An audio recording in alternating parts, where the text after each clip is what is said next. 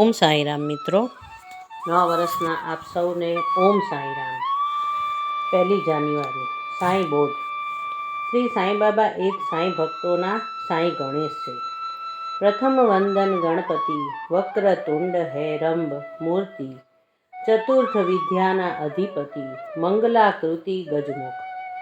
ભક્ત હેમાળપંત શ્રી સાંઈ સચ્ચરિત્ર ગ્રંથની શરૂઆતમાં શ્રી ગણેશજીનું સ્મરણ કરે છે। શ્રી ગણેશ, શ્રી સરસ્વતી, શ્રી ગુરુ, શ્રી કુળદેવતા, શ્રી સીતારામચંદ્ર અને શ્રી સદગુરુ સાંઈનાથ મહારાજને નમસ્કાર કરીને પછી જ તે દરેક અધ્યાયની શરૂઆત કરતા રહે છે। કોઈ પણ કાર્ય પ્રસંગ તે કાર્ય વિના વિઘ્ને પાર પાડવા તેમજ ઈષ્ટ દેવતાઓની કૃપા મેળવવાના હેતુથી પ્રારંભમાં મંગલાચરણ કરવામાં આવે છે। ગણપતિજીની મૂર્તિની આદ્ય પૂજનની રીત સર્વમાન્ય છે। દેવગણ, અસુર, રાક્ષસ તેમજ સર્વ જીવોના અધિપતિ એટલે સ્વામી છે।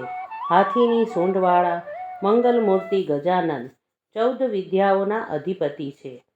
અંગની વેદ સ્વતરો મીમાંસાઃ વિસ્તારઃ પુરાણમ ધર્મશાસ્ત્રમ ચ વિદ્યારસ્તે ચતુર્દશ।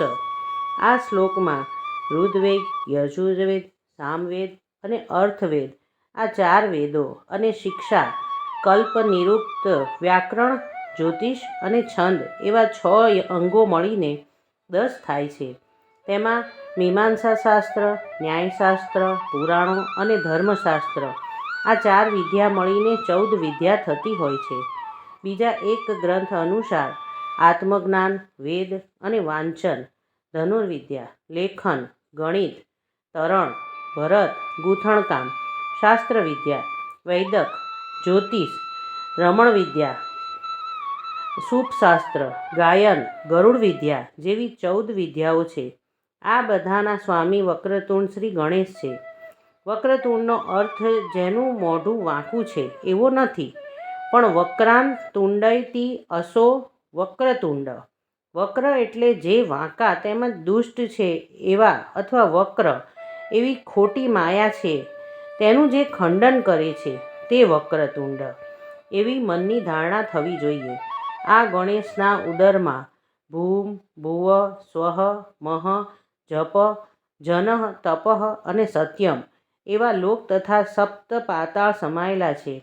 તેથી તે લંબોદર કહેવાય છે અથવા અસંખ્ય ભક્તોના કરોડો અનન્ય ઉદરમાં રાખવાથી તેનું ઉદર મોટું થઈ જતાં તેને લંબોદર નામની પ્રાપ્તિ થઈ। ભક્તો પર વિઘ્નોના નાશ કરાવવા તેમણે તેમના હાથમાં પરશુ ધારણ કરેલું છે। ગણેશજીની આપણા ઉપરની કૃપા દ્રષ્ટિથી દારિદ્ર્ય દૂર થાય છે। શ્રી સાંઈ બાબાની કૃપાથી શ્રી બાબાએ જ પૂર્ણ બ્રહ્મ છે અને તે બધા દેવતા સાંઈ રૂપ છે તે સમજીએ। ઓમ સાંઈરામ।